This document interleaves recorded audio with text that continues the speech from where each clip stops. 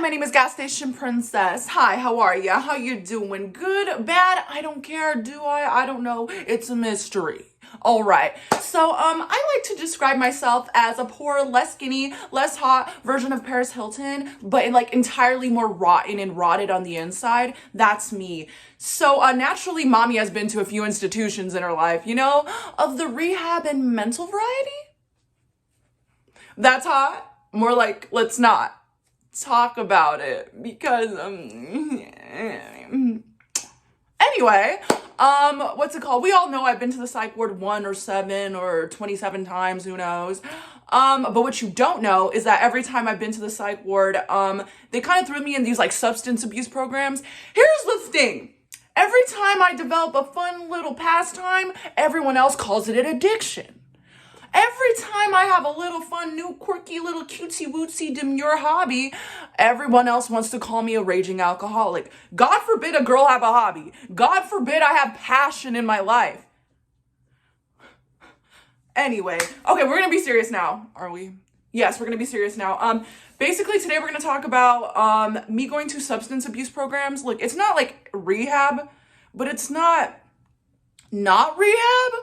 Amy Winehouse, they try to make me go to rehab. I said, no, no, no. So instead, I went to these substance abuse programs. So this is the closest thing mama will ever get to going to rehab because you can't make me go. Like Amy said, no, no, no. Okay, so we're going to talk about this. I literally have my my binder from literally being in this program, which I'm going to show you guys a little later. But we're going to start with how I ended up in these programs, which I kind of basically said it. Whatever, who cares? Okay, we're going to start. Okay, we're gonna start. Okay, so basically when I was younger, actually still valid. When I was younger, I was very codependent, hopping from penis to penis, relationship to relationship, and being obsessed with whatever man gave me attention. So then I would cling on to them, and then when they would, when we would argue or I felt like they looked at me wrong or breathed wrong, I would try to kill myself because that's normal. That's on BPD. That's on mental illness. It is. So yeah, naturally I would do that all the time. So the first few times I lost my shit and tried to hurt myself or whatever, drink bleach, whatever crazy shit I used to do. Anyway, they would send me to the psych ward. Duh, of course, I would go to the psych ward. So the first few times I went to the psych ward, they never like offered like any help afterwards, but after the first few times, they were getting sick of my shit.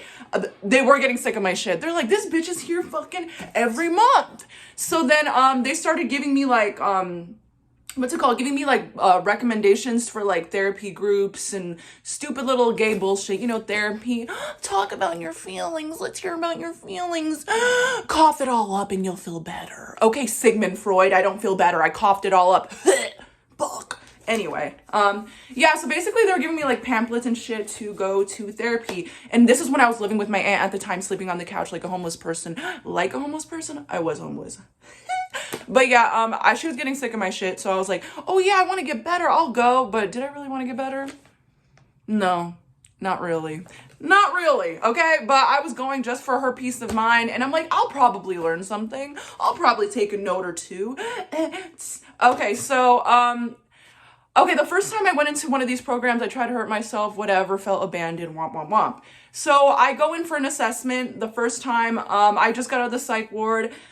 We called this place, me and my aunt, and I went in for an assessment, right? I'm thinking this is normal therapy. So like they asked me questions like, how often do you drink a week? And I tell them, have you ever done this drug? And I tell them, have you ever done that drug? I tell them, have you ever done this or that? Here's the thing. I always thought, okay, 4 times a week isn't bad. And I was lying to them. I said 4 times a week when it was like almost every day. It was bad at this point. Now I drink like twice a week. Look, I'm not motherfucking Teresa, all right? I'm not Mother Teresa, okay? These bangs are fucking killing. Bitch, stay in the window. Anyway, so I was answering all her questions, whatever. And then after the assessment, I was like, I don't lie because I don't know these people and I don't care. Isn't like your job is you're a therapist. I feel like the more fucked up I am, the more interesting I'm making your job. I literally don't give a fuck. I come on the internet and spill all my tea. Okay, I never cared. So after the first assessment I've ever had, there was 2 groups, which I didn't know there was 2 groups. And then the lady was like, oh, you go with this group. And I already knew something was weird because the group I went with was like all much older people who looked sad and depressed and like the life was gone from their eyes. And then the other group was like full of younger people with like blue hair and shitty haircuts. I was like, interesting. So then I sat down in the group. I'm like serving face, serving cunt, serving puss because that's what I do. Okay? And then I look around and I realize, why am I like in here? I don't like, what's the difference? And then the first therapist comes. It was like school. It was like from 8:30 in the morning till like, I don't know, maybe 12:30 in the afternoon. It was like going to school, relearn how to act. So I'm sitting there and the first person comes in and they're like, oh, we all introduce ourselves at the beginning of the therapy session things or whatever. I'm like, okay, not weird. And then the first guy, hi, my name is Dave. I'm an alcoholic and I was addicted to crystal meth. Whoa, Dave, what the fuck does that got to do with anything? And then they start going around the room. And then I realize, oh, they put me with the druggies and the alcoholics. Oh, oh, that's what we're doing. Oh, okay. So yeah, and then I realized, they put me with all the people with the addictions and stuff. And they were like, no, we're not switching you to the other group. You need to be in this one. So yeah, oh Lord. So yeah, I was so shocked. This is how I know people are in denial. I was shocked. Bitch, why are you shocked? How are you shocked? So like when I was going there, I went there for like maybe like 2 months. And then I went back there again for like a month, you know, back and forth, you know, I'd be quitting shit, whatever. So basically my experience in that group was, I mean, it was pretty calm. Honestly, there was nothing like horrible about it really. Basically it was like going to school, whatever. But okay, this is where like I'm insane. Literally, I was only going for my aunt's peace of mind. Did I want to change? Yes. Did I want to change right then and there? No. Mama said no. So literally I would treat therapy, like this substance abuse program, like as just like, oh my God, this is a fashion show. I'm the main character. I'm troubled. I'm troubled and I'm gonna walk in here and find a husband. I know I'm fucked up. You want to find a husband in an addiction group therapy shit? Are you insane? Yes. So I would literally walk in every day. Bitch, I would wake up like at 3 a.m. and get picked up by a driver at 6 a.m. I would wake up at 3 a.m. to do a full glam, put on my best outfits, like Sir Puss and Cunt, charge my phone, put on my cutesy little girly pop playlist on in the background, and I would walk in therapy like, I'm bringing sexy back. Yeah. Like literally, I was treating therapy like a way to receive validation. Borderline personality disorder, baby. Borderline personality disorder. So I would just go in there and treat it like it was a fashion show. I'm like, I'm serving puss and cunt every day. Here's the thing. I would listen and take notes. But literally, look at how I decorated my my binder. Okay, I'm gonna show you. So we have all the dollar store decorations. These, okay. This is from the dollar store. This is from a teddy bear my aunt bought me. And these were like the stickers I would put on the front. Like when we would visit, you would slap a sticker on. Literally, I would just sit there and write out Aisha erotica lyrics and be in my own world and not pay attention. Well, I was paying attention. Like I took a bunch of notes, but I wasn't applying them at the time. I did not give a fuck. So let me show you guys this. If you guys could read some of them, let me read some to you.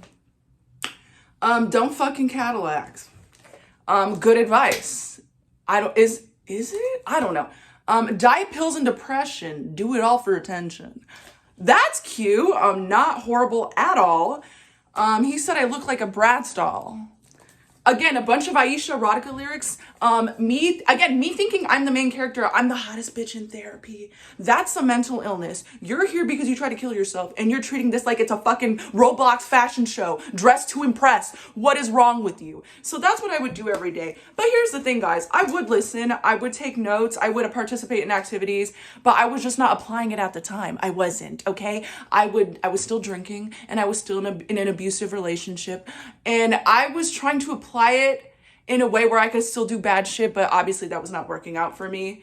Yeah, horrible. One of the worst things I've ever did in therapy was I literally snuck in a Four Loko that was already open that I had because I was losing my fucking mind. And I was like, I can't sit through this day without chugging this and then sitting there and just being in fucking La La Land. But my stupid fucking crackhead ass, I went in the bathroom and I don't know how I spilled it. So the whole bathroom smelled like a Four Loko. And then one of the therapists was banging on the door like, who's in here? And I was like, give me a second. And then I ran away and I left. And I didn't come back for like another month or two because I was embarrassed. And I was like, well, everyone forgot about that, right? No, you're horrible, bad. But yeah, I would go there back and forth, whatever. I learned a lot now in my life now. Everything I learned, I apply now. But at the time, girl, I was not trying to change. I was not trying to be better. I wasn't doing shit. But basically, it was like going to school, relearning how to deal with triggers and stuff like that. Pretty much like therapy, but not therapy. I don't know. But basically, learning about how addiction affects your brain, blah, blah, blah, whatever, blah, blah, blah. And I have like a bunch of notebooks with like a bunch of notes I took about all that stuff. So now I apply it. And now, like, I use a lot of the things I learned. But back then, I did not give a fuck. I was still being a gremlin. Also, side note, one of my first videos, I think it's called Therapy Slut. Okay, in this substance abuse program, I did find a boyfriend. I know, horrible, I'm evil and awful and horrible. I did find a boyfriend, but that I already told that story, so go watch the Therapy Slut story time. I know it's horrible. It sounds fucking horrible. It was horrible. But basically, the guy I met in therapy, turns out he was an alcoholic. Turns out he tried to choke me out and like kill me. And yeah, long story, Therapy Slut. Go look at it. But yeah, I'm gonna show you guys some of the little worksheets I've done in here. So yeah, here's some affirmations of self-esteem. Affirmations of self-esteem. Like, I took notes. I did care. It's just I wasn't ready to change. I mostly did it for my aunt. But now, like, I'm glad I went because now I apply all these things to my current day life. All of them? Some of them. Okay, I'm just going to show you guys one example of, like, a worksheet we would do. So, here we go. Hope for mental health community. Oh, my God. Okay, so basically, okay, here we are. This says, the storm I am facing today or have faced is my physical appearance. Ooh, someone's insecure and addictive personality. I mean, hello. Hi, how are you? And then we basically would write like a coping statement, like a statement to, basically a statement to help like the issue we were having, a truth. So a truth about the situation without judgment, and then someone I can turn to. Now there's nobody here. I used to talk to my mom. This was years ago. No. Kaka, my aunt, I don't know, okay? So now we're alone. I'm talking to you, okay? And then at the end of the worksheet, we would be like, one step I could take or change, so I could like change like this mindset. I don't know, like therapy stuff. So this is what we would do all day. Also, we would meditate. Bitch, I can't sit still. But yeah, basically my experience in there was me not paying attention. Like, I would take notes, but like, I wouldn't apply them. It wasn't I wasn't paying attention. I wasn't applying nothing because I didn't give a fuck. So basically, that's my experience. I went back and forth there for months at a time because, again, I kept doing fuck shit and being like, I'm gonna change, and then I wouldn't. This was like when I was like 20, 21, 22. I'm 25 now. Over the past few years, I stopped dating for a while and stopped being so codependent. Maybe I'm getting old. BPD is wearing down. She's wearing down. But yeah, that was basically my experience with, I guess, like, my, like, wannabe rehab. Here's the thing. When I would go to the substance abuse program, what's it called? They would try to make me go to rehab, and I said, no, no, no, no, no. But yeah, that's basically my experience. And yeah, not really that exciting, but I wanted to tell you guys about that. And yeah, also the Therapy Slut story time. That's the juiciest part of me going to this program, was me meeting that person and just fucking shit up like brutally. So yeah, go watch that. And that's basically the end of the video. Yeah, I don't know. I just wanted to share that with you, you hoes. So yeah. Also, please disregard my last mental breakdown. Valid crash out, valid. Okay, don't speak of it. I'm gonna go now. Please don't ever speak of it.